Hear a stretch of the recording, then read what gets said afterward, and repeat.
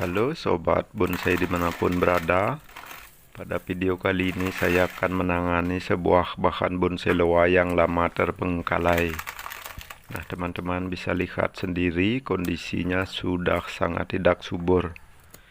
Inilah yang akan saya tangani sekarang agar perkembangannya makin bagus ke depannya. Oke, mari ikuti proses lengkapnya. Nah, walaupun percabangan di bagian bawahnya posisinya cukup bagus, tapi itu tidak mungkin saya pakai kalau saya membuat ukuran mame, karena bahannya ini loa kurang bagus saya rasa ke depannya, karena pertumbuhan batangnya sangat bongsor atau cepat perkembangannya. Jadi saya tidak ingin membuat bonsai mame dengan bahan loa.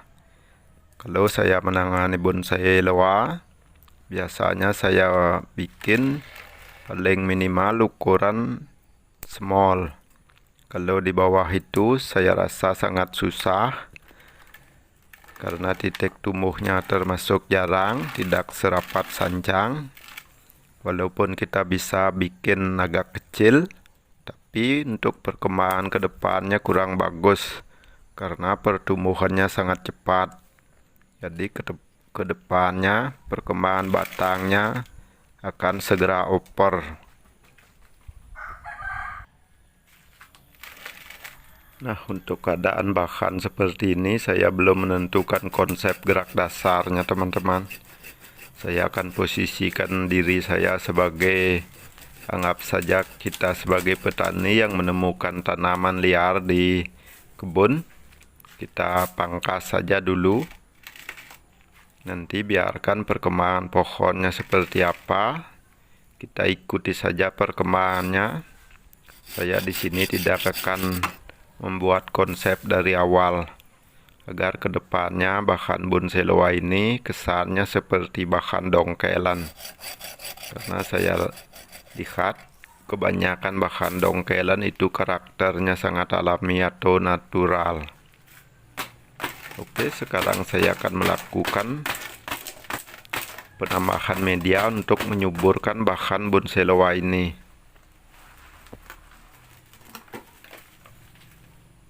Nah, saya tambahkan lagi sedikit.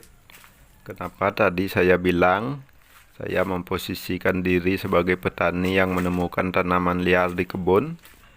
Karena kalau kita membuat konsep dari awal, kita pasti, atau pikiran kita pasti menentukan ini cabang pertama dan yang satunya sebagai terusan batang utama, dan menentukan cabang kedua.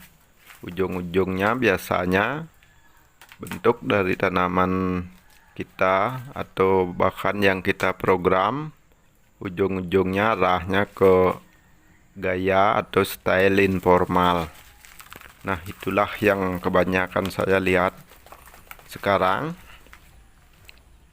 Di samping saya sudah mempunyai beberapa bahan informal, saya ingin mempunyai bahan yang kesannya agak natural.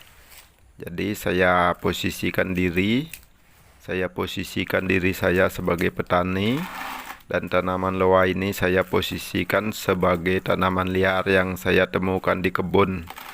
Biasanya kalau petani menemukan tanaman liar, biasanya dipangkas saja, teman-teman. Begitulah karakter dari bahan-bahan bonsai yang sering ditemukan oleh teman-teman kita. Bagi teman-teman kita yang sering mendongkel, biasanya sering menemukan karakter bahan seperti itu.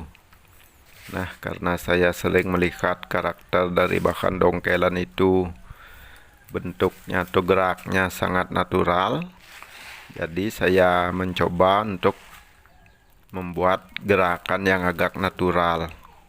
Jadi saya tidak menentukan konsepnya.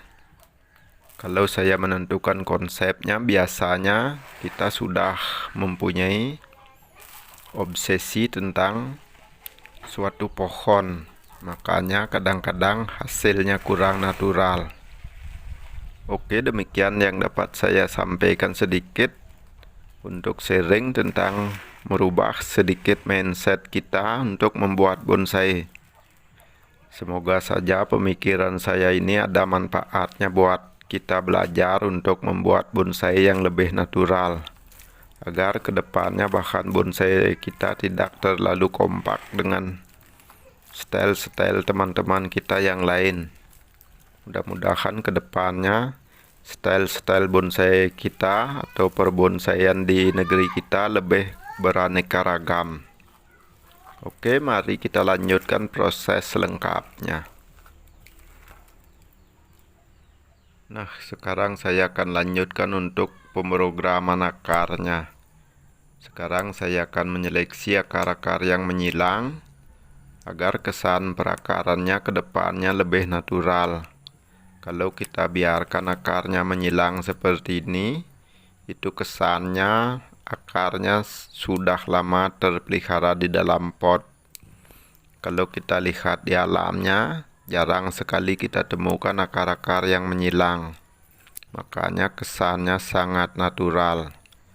Jadi untuk akar-akar yang menyilang seperti ini akan saya seleksi untuk memperjelas alur dari gerakan perakarannya. Demikian pula untuk besar kecilnya, saya tidak akan buat terlalu merata agar kesannya lebih alami.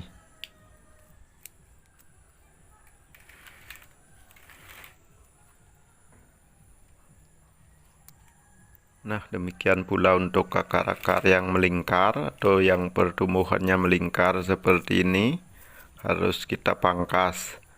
Karena kalau kita biarkan seperti ini, biasanya kesannya seperti pohon yang sudah lama dipelihara di dalam pot. Oke, mari kita lanjutkan proses selengkapnya.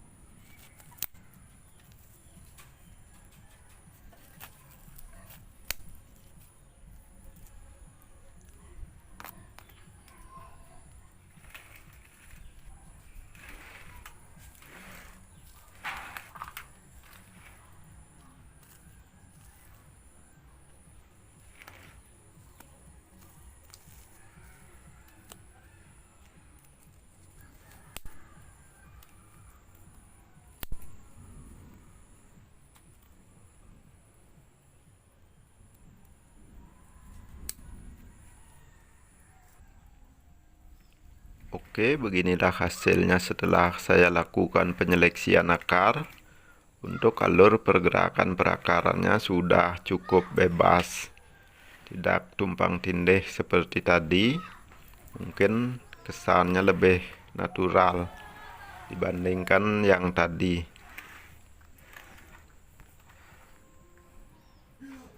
Oh ya, saya mohon maaf pada teman-teman semua.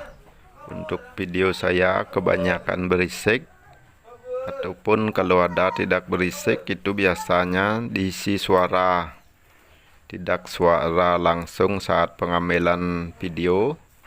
Karena daerah saya daerah pemukiman padat penduduk, di samping itu juga banyak ternak. Nah, karena pemukiman padat penduduk, Jadi biasanya ada suara-suara musik yang masuk. Jadi untuk musik yang tidak diizinkan oleh YouTube, jadi tidak boleh masuk ke video saya. Kalau seandainya ada musik lain yang masuk ke video saya, biasanya video saya terkena hak cipta. Jadi teman-teman harap maklum dengan kekurang nyamanannya. Nah, untuk akar yang habis diprogram seperti tadi, yang habis dioprek-oprek, sebaiknya teman-teman jangan mengeksposnya dulu. Teman-teman harus melindunginya. Teman-teman harus kasih talang seperti ini. Seandainya bahannya sudah ditanam agak tinggi, teman-teman bisa ngasih talang. Tapi kalau posisi penanamannya masih rendah, teman-teman harus mengubur perakarannya agar tidak terkena pencahayaan.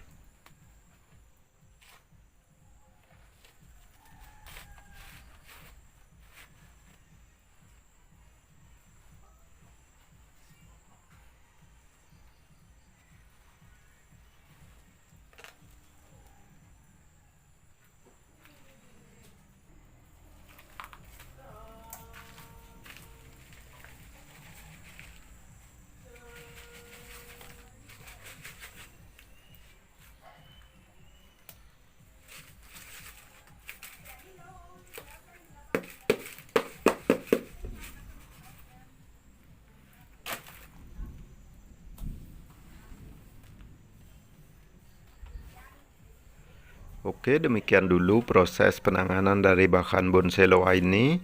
Sampai jumpa di penanganan selanjutnya. Salam satu hobi dari Gianyar, Bali.